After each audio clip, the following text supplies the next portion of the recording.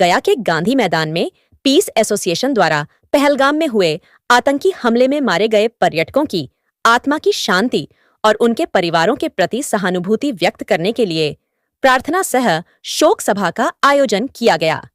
इस सभा का उद्देश्य पीड़ितों को श्रद्धांजलि अर्पित करना और समाज में शांति एवं मानवता के महत्व को उजागर करना था। सभा में पीस एसोसिएशन के सदस्यों, स्थानीय नागरिकों, सामाजिक कार्यकर्ताओं और विभिन्न संगठनों के प्रतिनिधियों ने हिस्सा लिया।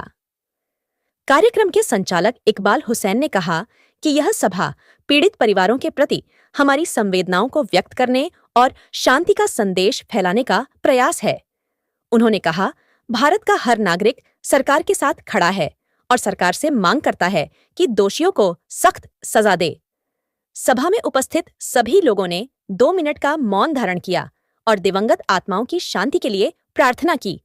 यह क्षण गहन भावुकता और संवेदना का था। सभी धर्मों के प्रतिनिधियों ने प्रार्थनाएं की। धार्मिक नेताओं ने मानवता, सहिष्णुता और शांति की शिक्षा दी और पीड़ित परिवारों को सहन शक्ति प्रदान करने की प्रार्थना की। साथ ही आतंकी के खिलाफ सख्त कार्रवाई की मांग की। गया के ऐतिहासिक गांधी मैदान गया मंडप में गांधी जी के अस्थि कलश के नज़दीक गांधी मंडप पर बैठकर पीस एसोसिएशन ऑफ इंडिया की तरफ से पहलगाम में निर्दोष पर्यटकों की हत्या को लेकर एक प्रार्थना सह शोक सभा का आयोजन किया गया है, जिसमें शहर के कई बुद्धिजीवी लोग बैठे हैं और अपनी संवेदना को व्यक्त कर रहे हैं।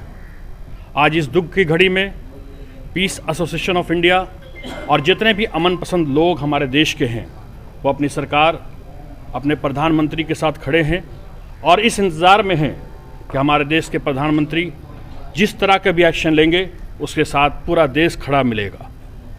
आज आतंकवाद से आर पार की लड़ाई होनी चाहिए। आतंकवाद बर्दाश्त नहीं होना चाहिए।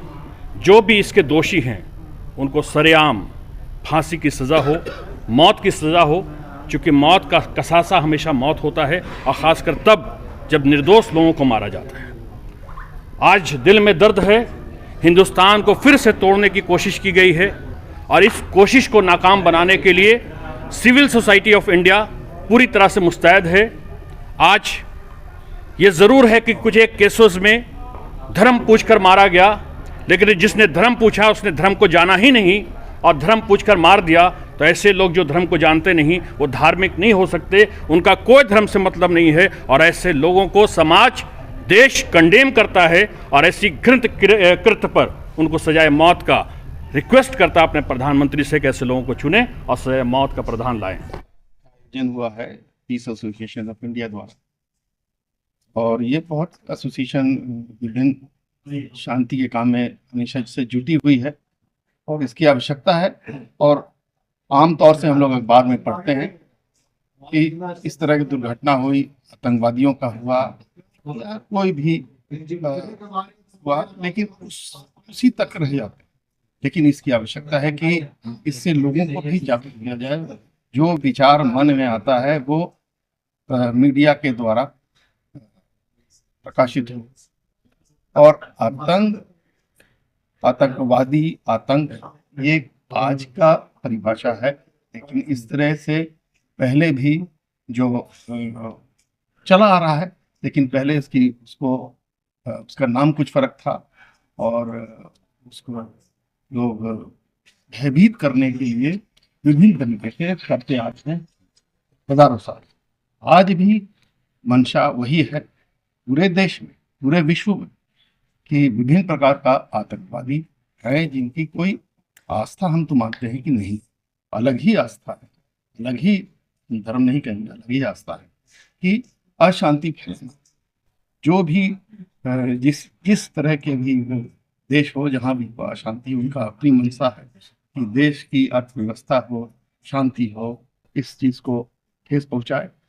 और ये इस तरह से जो कसूरवार नहीं है उनको, उनके बीच में उनको नरसंहार कर देना बहुत ही घिनौना अपराध है।